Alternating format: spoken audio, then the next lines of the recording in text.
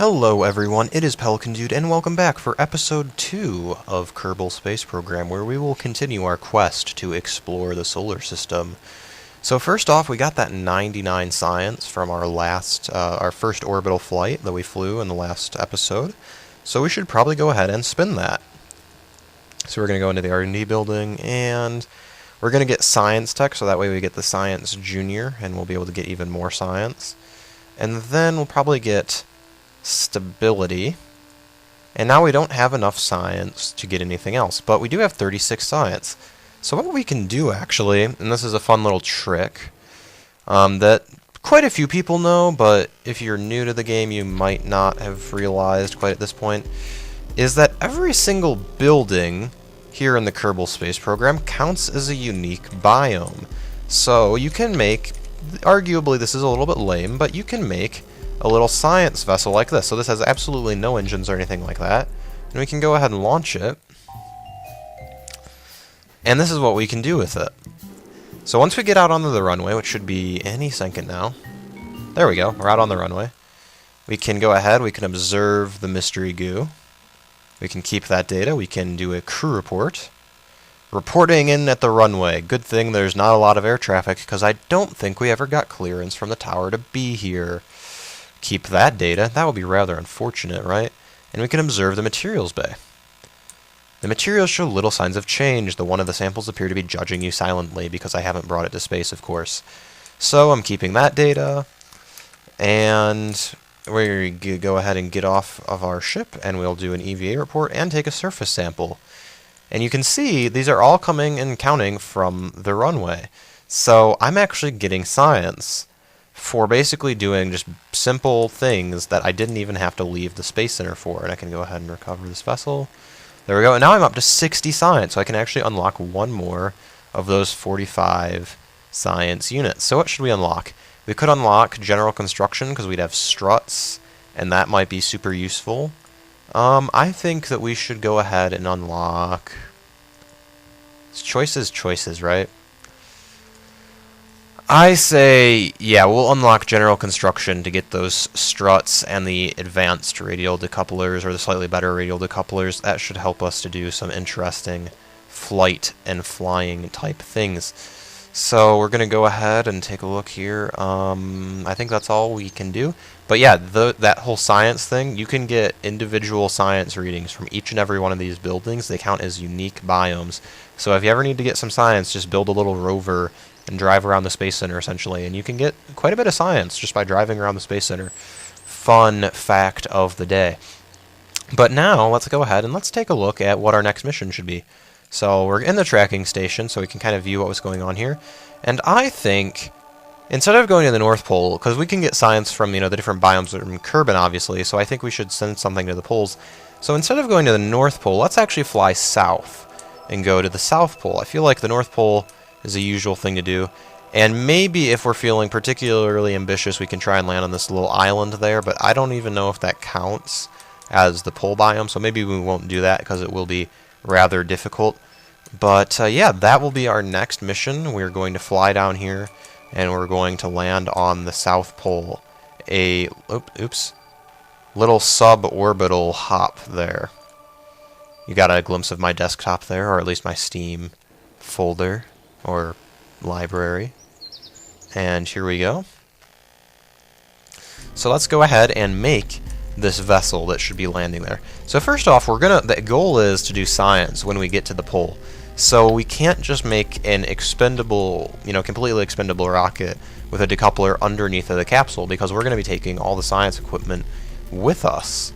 So we gotta take this and put some mystery goo on it, and you can see this is all going to come down as one unit. This is not going to separate at all.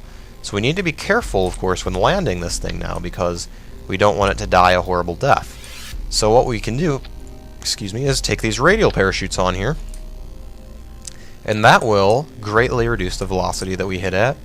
And then also another thing we can do, we don't have quite what I'd like, but we can actually get a little, do a little lander type vehicle. Obviously we don't need to take off again, so we don't need a ton of fuel. And we'll just make this little lander type unit. In theory, we might be able to land just with the landing legs and the engine, but, you know, for safety reasons, we'll put a parachute on there as well. So then we, of course, want to put a decoupler on, because this is not going to be big enough to get us to the South Pole by itself. And we'll put in the booster stage. So our booster stage won't have to be particularly huge, because we're just doing a suborbital hop. So we'll go ahead and we'll do kind of a tri-core design, now that we actually have the capability to do that. We don't have fuel lines, so we have no ability for propellant crossfeed, but we do have at least the ability to make I don't know how you'd put it, multi-core rockets, I guess would be the best way of putting it. We can make things that are not entirely in line and have them look okay. How about that? Now, I could have just used like some structural connectors there to make this look a little bit nicer, but the problem is with these guys here, these girders, is that parts don't lock onto them like they do with the... See how you can move it around freely even in the angle snap? As opposed to with these, the radial decouplers, they'll actually be perfectly symmetrical no matter what. So that's why I'm using those, even though there's really not a need for it. So all three of these should run out of fuel at exactly the same time, because they're all going to be firing simultaneously, and everything should, in theory, make sense in the universe. If, you know, according to my rough guesstimations, everything in this rocket should work quite flawlessly. We put on the aerodynamic nose caps there for looks more than anything, because as of right now, I don't think it actually matters. I think it actually creates more drag to have those on the rocket at this point. But, you know, in version 1.0, when they finally get the aerodynamics fixed, you know, we will have a working... Basically, you know, we won't have these stupid aerodynamics that don't work most of the time, and we'll actually have fairings and storage bays and all that good stuff to go along with it. And now let's name it the... South Pole Explorer. And who should be our victim this time? So Jebediah, again, we're not going to use him. So Theoberry, that seems alright. Theoberry, you will be one of the first Kerbans to go to the South Pole. I'm sure somebody's gone there at this point. Hopefully. Or perhaps, you know, this is part of the space program. We can use these rockets to get places we've never been before over land. So we're going to go ahead and launch this vessel. And we're going to point it south, of course, fairly quickly. So throttle up. And there we go. So I used the LTV-45 engines instead of the LTV-30s because I basically just wanted a rocket that... Oh, is this going to be enough? I don't know. Yeah, this might be problematic. We'll just have to settle for doing science in the ocean. So I can get into orbit, like, accidentally, but then I'm not sure if I'm actually going to be able to get this thing on a suborbital trajectory to the South Pole. What a noob. Anyway, so we're going south. Now, going south or launching north or south or any of that stuff is actually not a particularly efficient way of launching something into orbit. So, obviously, if you have a spy satellite or Earth observation satellite or something like that, you want it to usually be on typically some sort of polar orbit, because then it'll pass over, in theory, if you wait long enough, every part of the planet, you know, not just a particular small part of it that it would if you were in a straight up equatorial orbit, you know, because then it would just keep flying over the equator. And if you have a spy satellite that only can see things on the equator, you know, I guess that's great if you want to spy on like Cuba or something, but, you know, we want to spy on the Russians and the Chinese, and we want to spy on lots of people. So clearly having something in a equatorial orbit's not great. But the deal is, when you're launching something at the equator, which is where the Kerbal Space Center actually is, it is like exactly on the equator, you gain a little bit of the planet's velocity. So we're going to go ahead and ditch those. And maybe, just maybe, if we use whatever little bit of fuel is left in this tank here, maybe we'll be able to get to the South Pole. But I don't know. Don't know for sure. But the idea is that if you're on the equator, you're already going a little bit from the rotation of the planet. You're picking up a little bit of the planet's inherent velocity. And so you don't have to spend as much fuel getting into orbit if you launch from the equator as you do when you're launching from, say, something like a higher elevation. Like if you're launching from here or from the old Space Center here, you are spending more fuel to get to where you're going as opposed to launching from the equator. So the idea is to launch things from the equator. The reasoning behind that, why it's so good to do that, is because it's simply the most efficient way of doing things. And using up the last dregs of fuel in the lander, it looks like we actually will basically get on a South Pole-ish trajectory. We'll just use up the last bit of fuel, and there we go. So we had just enough. Our lander idea, unfortunately, isn't going to work very well because we had to use up all of our fuel just to get to the South Pole, but at least we're getting there, right? And that's actually pretty close to the center of the South Pole, The explorers will be proud, I'm sure. And there we go, re-entering the atmosphere, so time warp goes back to 1, but we can see the polar ice cap below us. We're going to go ahead and deploy our landing gear, even though we're still really far up, and turn off stability assist. We'll just let the winds toss us whichever way they want us to. And here we go. We can do a crew report, perhaps flying over the ice caps. No. Whatever. Maybe when we get out of the upper atmosphere down to a lower altitude, maybe we can do a crew report while flying over the ice caps. I'm not familiar if that will let us do that. There's some mountains built into the ice caps, it looks like. That's a little bit interesting. And here we go. We get our re-entry effects. Now, thankfully, I don't know if it ever will be feature, but re-entry effects are just that. They're just visual effects. They actually have no effect on the spacecraft themselves, so you don't need heat shields or any of that good stuff. Oh, yep. Crew report while flying over Kerbin's ice caps. We're going to go ahead and keep that data. See if we get a mystery goo observation while flying at Kerbin. I guess we haven't gotten one while flying at Kerbin yet, so we might as well keep that. And yeah, here we go. We're coming down over the ice caps. We'll deploy our parachutes at about 3 kilometers or so. Slow ourselves down. And yeah, a fairly decent mission. Yeah, we can actually see the textures starting to load in there instead of just being this crummy looking white stuff. It actually makes a little bit more sense now.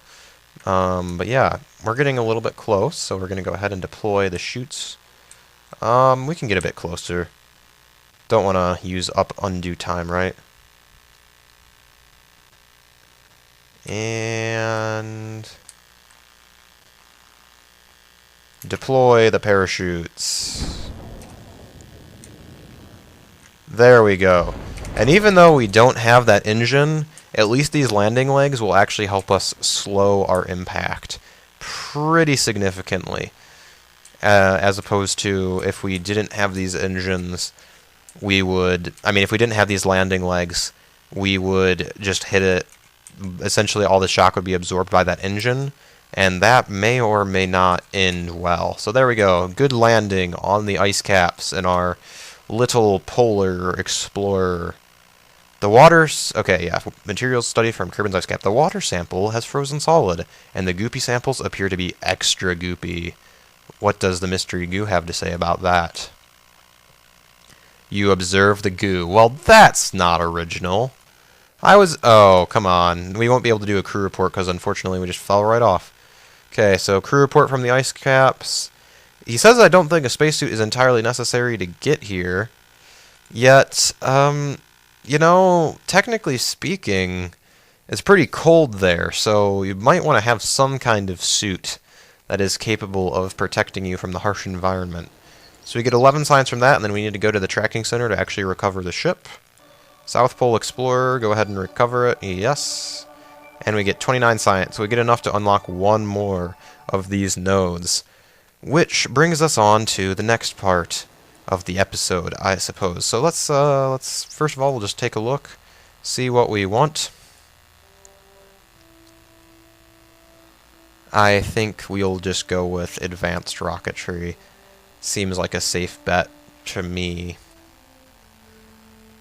And then we'll just make a somewhat more, or somewhat less advanced rocket, and we will finish up this episode with a flight into space high over Kerbal, not just low over Kerbal like the last episode. And welcome back to the High Space Explorer. You see our pilot is now Dunford Kerbal. He will be the first Kerbal to travel above the altitude of 250 kilometers. And as you can see, my philosophy for designing this particular rocket was basically, screw it, it's science mode. I don't have a budget. I can be as ridiculous as I want. So I have no idea how this thing is going to hold up structurally, whether it'll just fall apart. But, let's find out together. So the idea here is we have LTV-45s up here to provide steering, and then down here we just have LTV-15s. So we actually have the steering motors in front of the just main thrusters. So this could be problematic, but hey, it's fun. And we have 3 material bays on here, so we can maximize essentially our science. So what we're going to do is we're going to do 1 in the upper atmosphere, 1 in space low above Kerbal, and 1 in space high above Kerbal. That is the idea. And with that, we have T-minus 5, 4, 3, 2, 1, blast off.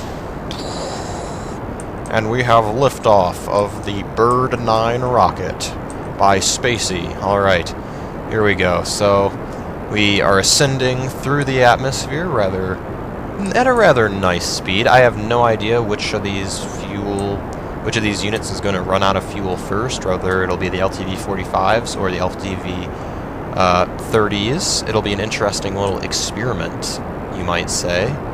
I would theorize the LTV-30s would, because they provide more thrust, but you never really know. It could be that the LTV-45s will, as a result of their superior thrust vectoring capabilities. They might run out of fuel faster to counteract that. I didn't actually check the specific impulse of each of them, and I am not familiar with the specific impulse of those particular rockets off the top of my head either. And we're veering north a little bit. That is very interesting, because I thought this thing had a completely stable center of mass. Regardless, we should still get into high space, regardless if we're on a northern trajectory or not. Now, theoretically, this thing is a bit harder to control right now.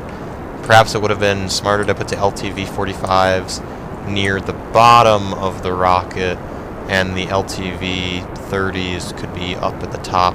Or perhaps this design is just altogether silly in general and should not be adopted by anyone. It actually looks like we're going to be running out of fuel at about the same time at this rate, but we should be in the upper atmosphere shortly, which means we should do a mystery goo observation. Oh, we already got one from the upper atmosphere. Oh well, we'll do a materials bay observation at least. The rarefied air has caused interesting changes to the gel samples. It seems like something is happening with the interior structure. Fascinating, I'm sure. This will be useful to our scientists. Okay, which ones are going to burn out first? They actually will not burn out at the same time. Oh! And the 45s burn out first. So we're going to go ahead and ditch that.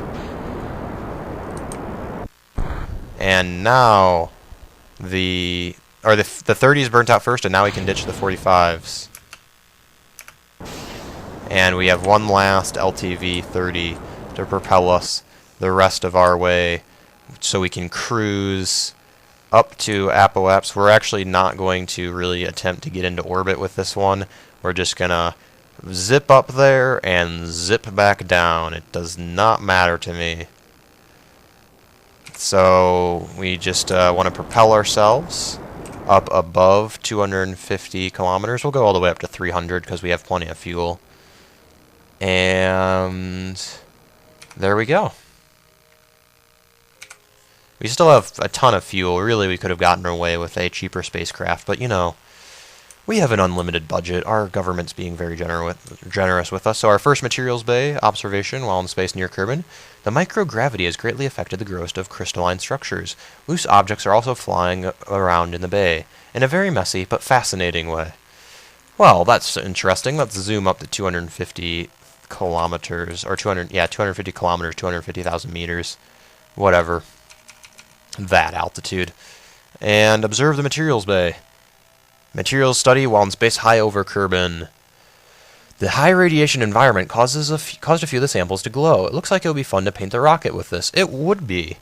I wonder if we'll ever actually get the ability to, like, change the color of our rockets. Like, I don't particularly care, to be perfectly honest, if we don't. Actually, we'll get a second mystery goo observation while we're up here, too, just for the heck of it. And then a crew report. Crew report while in space high over Kerbal. It's very round. Profound words from Dunfred Kerman.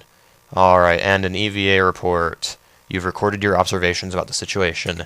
Not very exciting, to be perfectly honest. I was hoping for a bit better of an EVA report, but perhaps as a Dunfred guy just isn't much of a talker. You know, he's a scientist. He doesn't really want to talk about things that much. He would much prefer to sit in his lab and, you know, be antisocial and stuff like that. Obviously, all scientists are totally antisocial all the time, right? Oh, crud, we did not want to reset it. We actually wanted to. Yeah, oh well. It'll be okay. Yes, remove the data. In theory, we could attempt a bit of a landing with this thing. Since we have so much fuel left over, we could, you know, for fun, we will attempt like a Falcon 9 style landing at the risk of killing this guy. Why not? Alright. So we can do, you know, let's save that mystery goo, right? Save all of this. And let's prepare for our epic landing of epicness. Here we go. We want to hold our retrograde vector. We have plenty of electric charge on this one. We put those extra batteries on. And hopefully everything turns out alright. We'll wait until after our re-entry.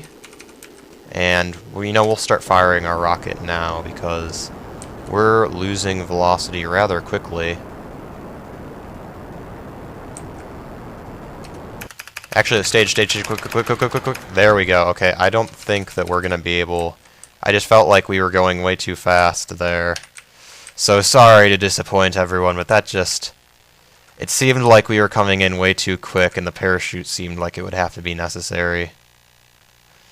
I felt like we were going to just hit the ground because we were still going at over a kilometer per second after 15 kilometers, over a kilometer per second downwards.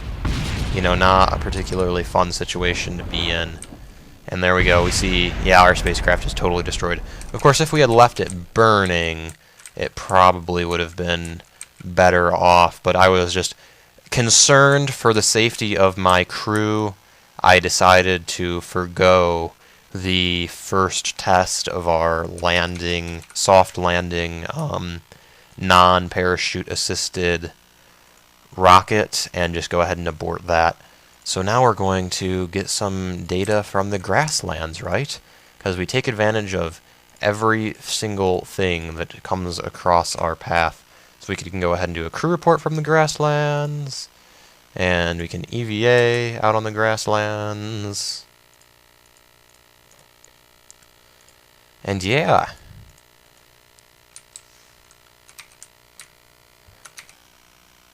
Dunfred is now a hero of the Kerbal people. He will be forever remembered, just like everyone else who went into space after Alan Shepard.